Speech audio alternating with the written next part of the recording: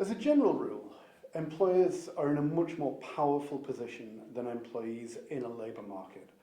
Now, we have talked before about how product markets are the most important consideration when it comes to pay setting and in determining the way that an employment relationship works. But clearly, labour markets play an important role as well. And one of the reasons why we understand that in employment relations terms, employers are usually in a much stronger position than employees is because of this disparity between the two in terms of their labour market power.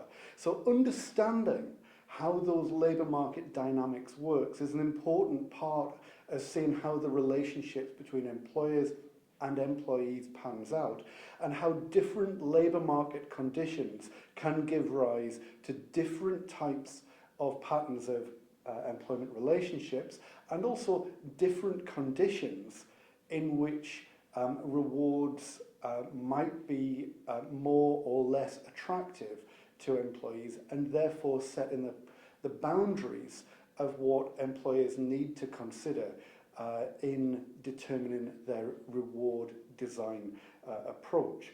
Now, I mentioned that employers tend to be in a stronger position. Why is that? Well, by and large, it's about the numbers of buyers and sellers that we might come across at any one time in a marketplace. Now, we know that market situations are determined by the different behaviours of buyers and sellers. Buyers have got something that they want to buy, and sellers have got something that they want to sell. In labour market terms, employers are buyers of labour. Employees, potential employees, are sellers of labour. That is their commodity. That's the thing that they've got available to sell. Now, given that in any given situation there are always going to be fewer buyers, fewer employers than there are employees, because employees are numbered in their millions, their tens of millions, their hundreds of millions globally, and the buyers of labour are in much smaller amounts because they're firms, often very big firms, then the behaviour of the buyers and sellers of labour has a different impact. If one buyer, one big buyer of labour, one big employer decides to behave differently or feels that they can behave differently, that can alter the dynamics of the whole market or of a whole segment of the labour market. The behaviour of one employee, of one seller of labour, has a much smaller amount because they can always be replaced by somebody else. There are millions of them. Employers can always go and find somebody else to do the thing that maybe this one seller of labour has decided that they're not willing to do.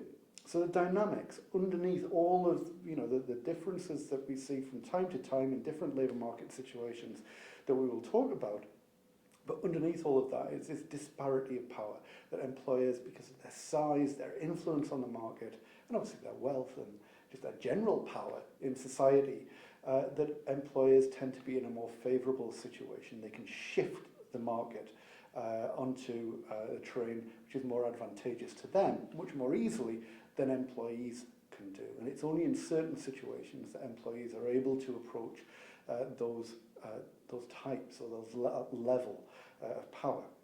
Now, this issue about how the dynamics of the labour market plays out, sometimes it can take on quite extreme forms. So sometimes we see what economists might call a monopsony situation, a situation where there is effectively only one buyer of labour. So it may be that in a locality, in a particular local labour market, there's a dominant employer.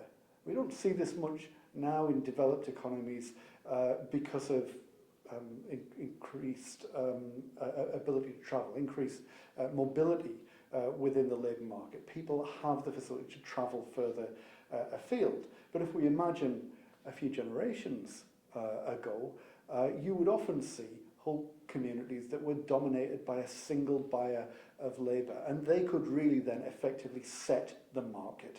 This is a one company town, and the company determines what the market for labour is going to look like. So where there is a dominant employer in a labour market, monopsony, very extreme forms of labour market dynamics can appear. Monopoly labour markets, where there is only one seller, is obviously much more difficult to achieve, because on the seller side, like I've said, the labour market is much more diverse. There is a much greater diversity of potential sellers.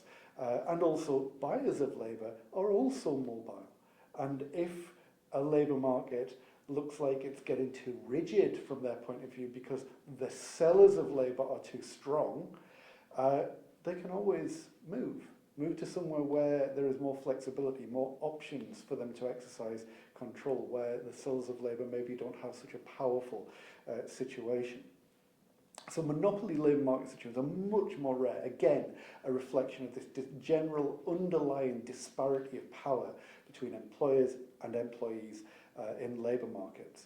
Now, we see these different dynamics, the relative strength of buyers or sellers in labour markets gives rise to general advantage, general additional power to have the market play out in a way which is more advantageous to one side or another.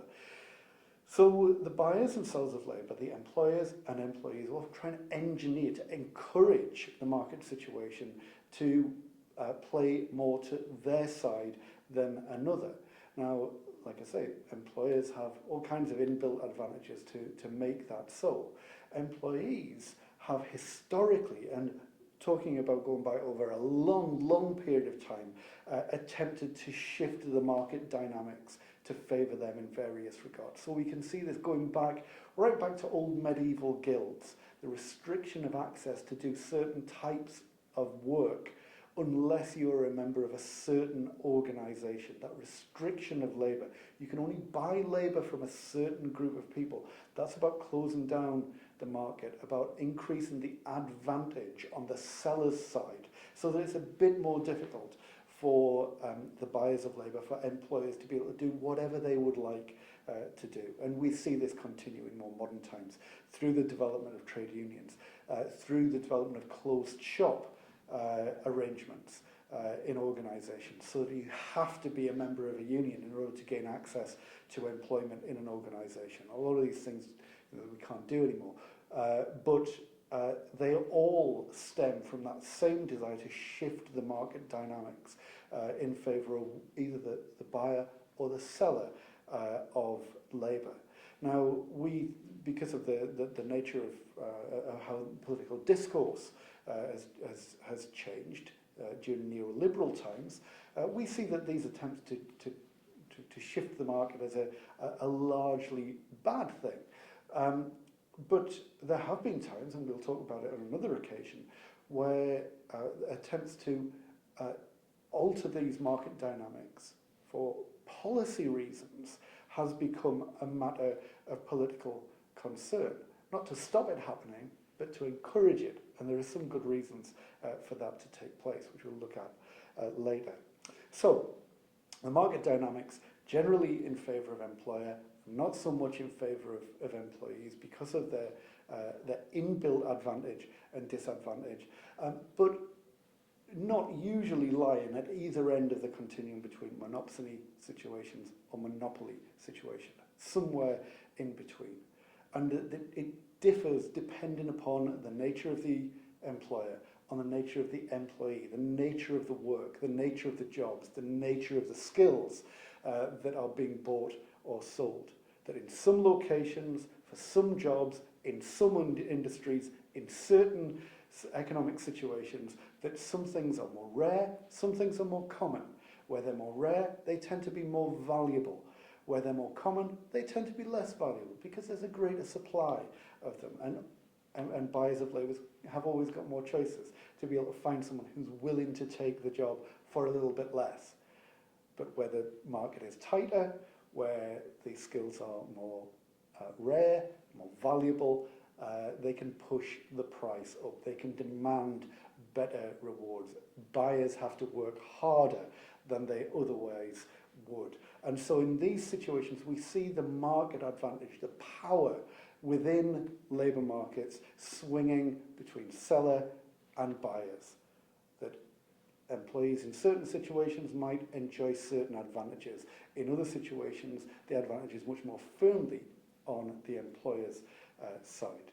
So we need to be aware of not just how an organisation is doing in terms of product market, but also to understand how the dynamics of particular labour markets play out.